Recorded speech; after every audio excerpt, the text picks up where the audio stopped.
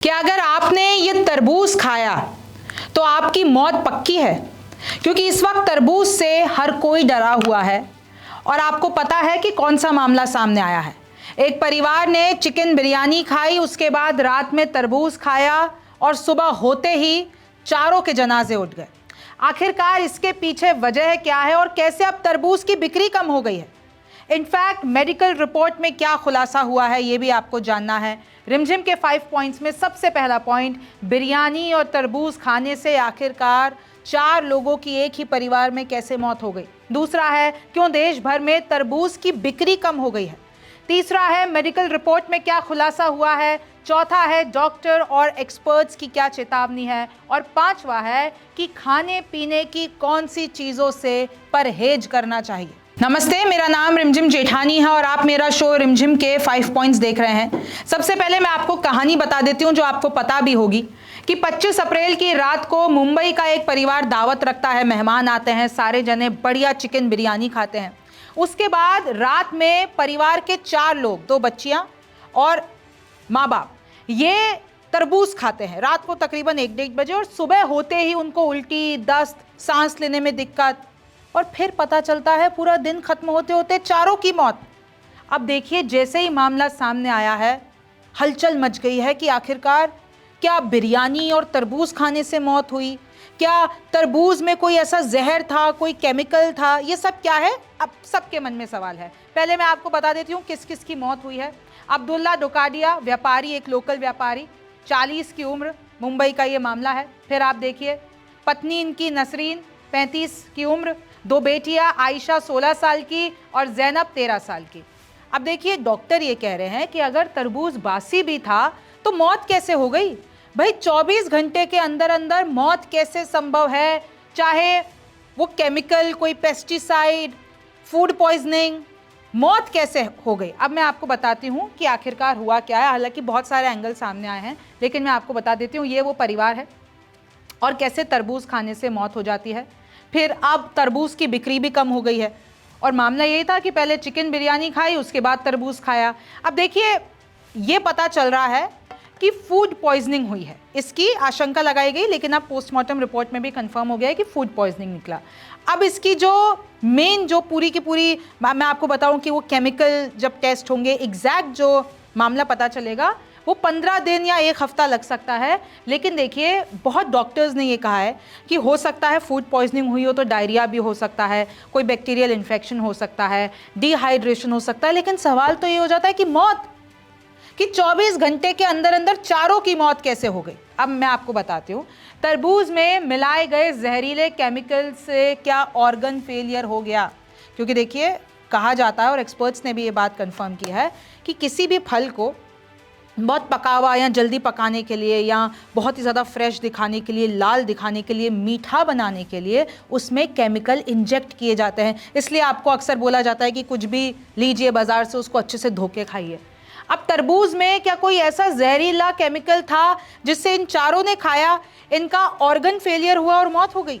फिर आप देखिए, मीठेपन और रंग के लिए आपको पता है कि एक केमिकल होता है, एरिथ्रोसिन कहते हैं, टेक्निकलिटीज़ में ज़्यादा नहीं जाऊंगी, लेकिन उसके मीठेपन के लिए और उसको बढ़िया दिखाने के लिए उसमें इंजेक्ट किया जाता है। लाल गुलाबी रंग की डाई होती है, इंजेक्शन से उसमें इंजेक्ट किया जाता है। जल्दी पकाने के लिए केमिकल डाला जाता है और आम भाषा में इसको मसाला कहा जाता है और ये अवैध है, इसका इस्तेमाल करना बैन है, लेकिन तब भी ये लोग मानते नहीं हैं। देखिए, लॉन्ग टर्म केमिकल, अगर आप लॉन्ग टर्म केमिकल के संपर्क में आए हैं, आपने फ्रूट्स बिना धुले खाए या किसी भी तरीके से बहुत सारे केमिकल आपके बॉडी में चले गए हैं, तो अगर ये बहुत दिनों तक हो रहा है तो आपको स्किन की बीमारी हो जाएगी, आपको कैंसर हो जाएगा। आशंका तो एक और लगाई जा रही है कि भैया चावल के साथ तरबूज पचता नहीं है तो कहीं मौत ना हो गई हो। लेकिन तब भी डॉक्टर्स कह रहे हैं कि 24 घंटों में इतनी जल्दी मौत होना, वो भी मुंबई जैसे बड़े शहर में, ये कहीं जमता नहीं है। जानलेवा कैसे हो सकता है? ऐसी कोई स्टडी भी सामने नहीं आई है कि अगर आप चावल और तरबूज साथ में खाओगे तो आपकी मौत हो जाएगी।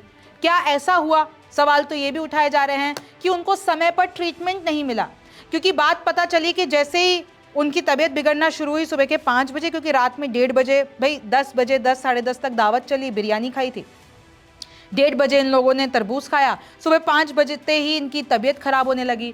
जब ऊपर नीचे के जितने भी मतलब कुछ लोग को पता चला या फिर जैसे ही संपर्क किया गया तो वो बेहोशी के हालत में थे। फिर इनको एक हॉस्पिटल से दूसरे हॉस्पिटल ले जाया गया तो क्या ट्रीटमेंट मिलने में देरी हुई। बहुत सारी आशंकाएं अभी सामने हैं और इसी के बीच एक बड़ी खबर ये सामने आई है कि वाटरमेलन प्राइजेस में गिरावट आ गई है क्योंकि लोग खरीद ही नहीं रहे हैं। लोग अब तरबूज खाने से डर रहे हैं। देखिए, big drop in watermelon prices in Navi Mumbai after food poisoning deaths, यानी कि अब 5 से 7 रुपए का मिल रहा है, ऐसा कहा जा रहा है उधर की मार्केट में।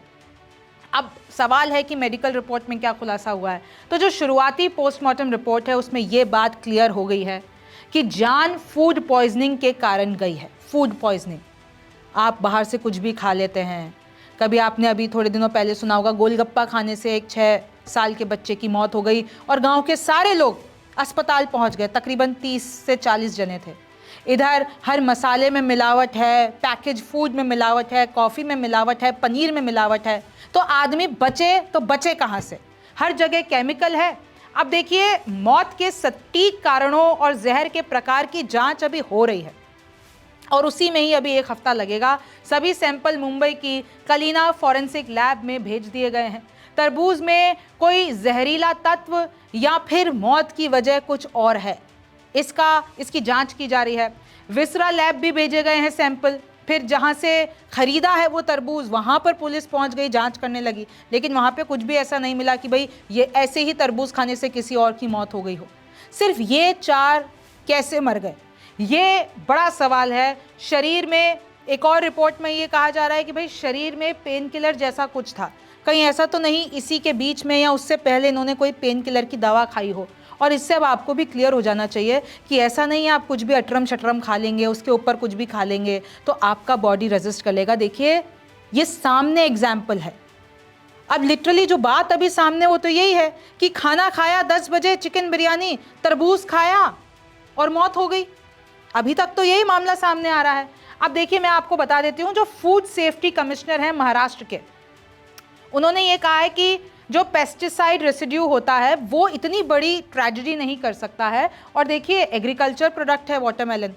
अब उसके बाद जब तक वो हमारे घरों तक पहुंचता है तब तक उसके ऊपर 14 से 15 बार इंसेक्टिसाइड्स और पेस्टिसाइड्स छिड़के जा चुके होते हैं। इसलिए कहा जाता है ना कि भाई धोखे खाइए, लेकिन ऐसा कभी नहीं देखा गया है कि सिर्फ पेस्टिसाइड या केमिकल से किसी की मौत ही हो जा रही हो। ऐसा पहला मामला सामने आया है और इसलिए देखिए हलचल मच गई है। हालांकि अब तो डॉक्टर्स और एक्सपर्ट्स ने ये भी कह दिया है और ये भी अब आर्टिकल सामने आ रहे हैं कि कैसे आपको पता चले कि वो जो आपके हाथ में फल है वो आर्टिफिशियली उसको पकाया गया है कि वो सच में इतना पका हुआ है। तो कुछ चीज़ें देखनी होती हैं, जैसे कि अगर वो जो रंग है वो बहुत ही परफेक्ट है और वो बहुत ज़्यादा अननेचुरली परफेक्ट है, मतलब इतना ही परफेक्ट लग रहा है आपको लाल, तो आपको एक बार सावधान हो जाना चाहिए कि कहीं ये केमिकली तो नहीं बनाया गया है। Bananas with green stems but yellow bodies, stem तो ग्रीन है, मतलब बनाना का जो ऊपरी भाग होता है वो तो स्टेम से तो वो ग्रीन है लेकिन आगे का येलो है, मतलब इंजेक्शन डाल के उसको पका दिया गया है। उसमें कोई फ्लेवर नहीं है, कोई अरोमा नहीं है, यानी कि केमिकल से बनाया गया है। उसकी जो शेल्फ लाइफ है वो छोटी है, जल्दी ख़राब हो जा रहा है। या फिर आप कोई आउट ऑफ सीज़न का कोई सब्ज़ी है, कोई फ्रूट है जो इस सीज़न के नहीं है लेकिन तब भी मिल रहे हैं और वही फ्रेश मिल रहे हैं, वही अच्छे खासे दिख रहे हैं, तो वो एक तरीके से आर्टिफिशियली मेड हो सकता है। तो आपको सावधान रहना है पहली बात तो। फिर आप देखिए, एक एंगल तो ये भी सामने आया है कि जो वाटरमेलन से परिवार की डेथ कही जा रही है उसमें police consider suicide angle amid food sample test, यानी टेस्टिंग तो चल रही है, फूड पॉइजनिंग भी आ गया है, लेकिन एक और एंगल की जांच हो रही है जो कि है सुसाइड एंगल। अब मैं आपको बताती हूँ, देखिए टाइम्स ऑफ इंडिया का मैं आपको बता देती हूँ, इस तरीके से एक ग्राफिक है और एग्जैक्ट मैं आपको इन्फॉर्मेशन देती हूँ। 10:30 बजे इन चारों ने अपने रिलेटिव्स के साथ, 5 रिलेटिव के साथ बिरयानी पुलाव खाया। फिर उसके बाद 1 से 1:30 बजे के बीच में जब सारे चले गए तो उस परिवार ने वाटरमेलन खाया। फिर 5, 5:30 बजे इन चारों को जो है कुछ अनईजीनेस, वॉमिटिंग होने लगी। फिर फैमिली डॉक्टर भी आया, इन लोगों को इंजेक्शन भी दी गई। Family doctor gives them injection, यानी जब 5, 5:30 बजे इनकी हालत ख़राब होने लगी तो इनको इंजेक्शन दिया गया। 10:30 बजे सुबह के इन चारों को सबू सिद्दीकी हॉस्पिटल ले जाया गया। फिर जैनब जैसे ही, जो वो बच्ची है एक छोटी, उसको तो पहुंचते ही डेड डिक्लेयर कर दिया। फिर उसके बाद जो अटेंडर थी जिसने बताया, तो उसने कहा कि जब जैनब आई थी तो उसके मुंह में झाग थी और उसको डेड डिक्लेयर कर दिया। फिर 11 बजे अब्दुल्ला और नसरीन को जे हॉस्पिटल में शिफ्ट किया गया और तभी भी वो बेहोशी की हालत में थे। तकरीबन 12 बजे के आसपास आयशा को भी जे हॉस्पिटल में भेजा गया। 1:30 बजे के आसपास जो पत्नी है नसरीन, उसकी मृत्यु हो गई। फिर उसके बाद जो दूसरी बच्ची थी, शाम को लगभग 5, सवा 5 बजे उसकी मृत्यु हो गई। और जो आदमी था, यानी जो बाप था इन दोनों का, अब्दुल्ला, वो रात को 10:15 बजे उनकी मृत्यु हो गई। अब आप सोचिए कि पूरे दिन में सब एक एक करके उन सब की मौत हो गई। अब पूरा देश एक तरीके से शॉक में है कि आखिरकार हुआ तो हुआ क्या। देखिए, मैंने आपको बताया कि रिपोर्ट आने में अभी टाइम है और एग्जैक्ट मौत का कारण क्या है वो अभी आएगा, लेकिन अब आपको इससे सीख लेना चाहिए एग्जाम्पल के तौर पर कि अगर आपने, और स्पेशली गर्मी में, स्पेशली ऐसे मौसम में, अगर आपने अपने शरीर में अगर ऐसा कुछ भी खाया, जैसे हमेशा कहते हैं कि भारी खाना खाने के बाद या मसालेदार खाने के बाद वाटरमेलन वैसे भी नहीं खाना चाहिए। आज हमारे न्यूज़ रूम में ही बहुत सारी बातें हो रही थी कि कब खाना चाहिए, कब खाना नहीं चाहिए। इनफैक्ट सिर्फ वाटरमेलन की बात नहीं है, आयुर्वेद में 5 प्रमुख विरुद्ध आहार स्टडी के तौर पर सामने आए हैं कि जो बीमारी के कारण बन सकते हैं। जैसे देखिए, दूध के साथ कभी भी खट्टे फल नहीं खाने चाहिए, चाहे वो संतरा हो, नींबू हो, नमक हो, मछली हो। दूध हमेशा खाली सिंपल लेना चाहिए। भारी मसालेदार खाने के बाद तुरंत फल मत खाओ, चाहे वो खरबूज हो, चाहे वो तरबूज हो। शहद के साथ घी को जहर जैसा माना गया है। अगर आपने शहद और घी को साथ में, और अगर आपने उसको गर्म करके खाया तो फिर दिक्कत हो सकती है, एक जहर से कम नहीं है। दही रात में नहीं खानी चाहिए, गर्म और ठंडा साथ में नहीं खानी चाहिए। आप एक तरफ चाय पी रहे हो और उसके तुरंत बाद आप आइसक्रीम खा रहे हो, तो आपकी बॉडी का ख्याल आपको ही रखना है। और आजकल तो देखिए, हम खबर पढ़ रहे हैं कि कोई चीज़ ऐसा लगता है कि बिना मिलावट हमारे पास पहुंच ही नहीं रही है, चाहे वो वेजिटेबल हो, चाहे वो फ्रूट हो, चाहे वो पैकेज फूड हो, कुछ भी ऐसा लगता है कि मिलावट के रहित है ही नहीं। आजकल जैसी खबरें आ रही हैं, बहुत सी चीज़ें एक्सपायर हैं, फिर हमारी बॉडी में क्या ऑलरेडी टॉक्सिन्स हैं, तो बहुत सी चीज़ें हो सकती हैं। और देखिए, यही हुआ इस परिवार के साथ। हालांकि अभी आएगी रिपोर्ट, पता चलेगा।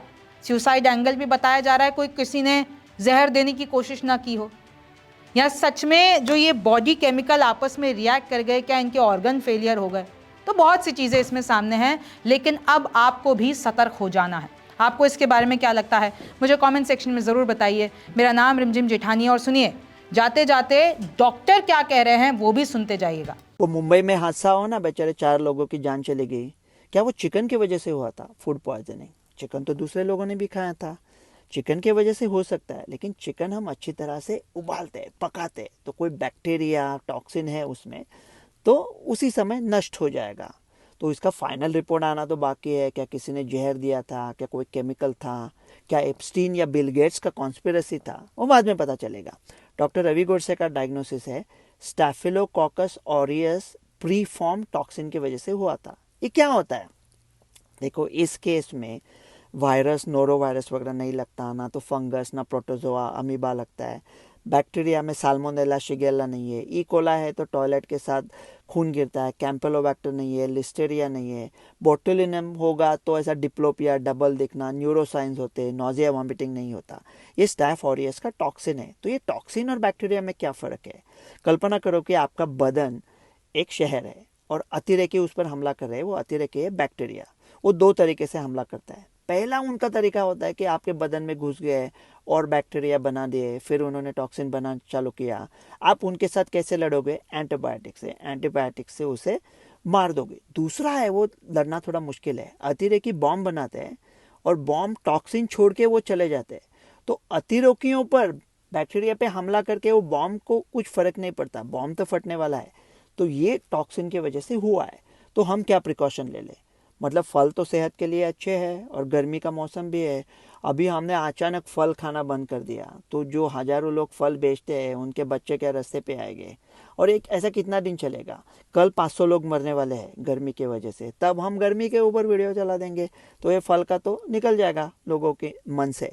लेकिन अगर ऐसा कोई फल है जिसका छिलका आप खुद निकाल सकते हो, जैसा कि केला है, संतरा है, तो ये जो वाटरमेलन है, तरबूज, वो कहते हैं वो ठीक तरह से देख के ले लो कि उसके ऊपर कोई प्रॉब्लम नहीं है ना। अरे कैसा देखोगे, वो क्या ट्रक में पैदा होता है? वो खेतों में बनता है। जब तक शहर तक आता है तब अपने रास्ते पे इतने बड़े बड़े खड्डे होते हैं कि एक एक खड्डे में 3-3 तरबूज रह जाएंगे। तो फिर पैसा पता करोगे।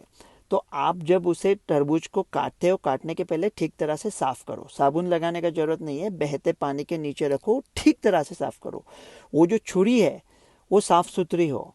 आप कटिंग बोर्ड इस्तेमाल करते हो तो फलों के लिए अलग कटिंग बोर्ड रखे, ठीक तरह से काट दे। कभी कभी कुछ लोग उसमें केमिकल डालते हैं, लाल रंग का डाई, ये लाल रंग किसे पेश करूँ। तो वाटरमेलन का एक टुकड़ा पानी में डालो, रंग निकलता है क्या देखो, टिश्यू पेपर देखो, लेकिन ऐसा कौन करता है? तो अगर ऐसा ये तरबूजा कांटा है तो 1 घंटे के अंदर फ्रिज में रखो और 1 दिन के अंदर खाओ। लेकिन ये तो सब हम प्रिकॉशन लेंगे, ले सकते हैं, लेकिन फिर क्या ऐसा बाकी के लोगों के साथ हो सकता है? नहीं, ये अभी हुआ, खराब हुआ बहुत, ये न्यूज़ हुई, लेकिन फिर जान क्यों गई उन लोगों की? वो टॉक्सिन के वजह से। अगर एंटीबायोटिक दिया भी है तो सही है, एंटीबायोटिक मतलब ना जानो बैक्टीरिया है मौजूदा, तो एंटीबायोटिक का हम इस्तेमाल करेंगे। लेकिन इसका ट्रीटमेंट होता है, इसका डिहाइड्रेशन होता है, तो ट्रीटमेंट होता है बॉडी को सपोर्ट करे, जस्ट फ्लूइड दे दे। अभी 4 लोग थे, आप कहोगे क्या कोई इम्यूनोसप्रेस थे या कोई कैंसर की बीमारी थी या बहुत उम्र कम थी या बहुत उम्र छोटी थी, तो उनको हो सकता है। लेकिन एक ही फैमिली के 4 हट्टे कट्टे लोग मर गए। तो अपने इधर प्रॉब्लम क्या होता है कि लोग पहला एक डॉक्टर को पूछते हैं, बाद में दूसरे को, जब तक अस्पताल पहुंचे बहुत देर हो जाती है। तो किसी अच्छे डॉक्टर को पहले से, जिसके ऊपर आपका भरोसा है, पहले से तय करो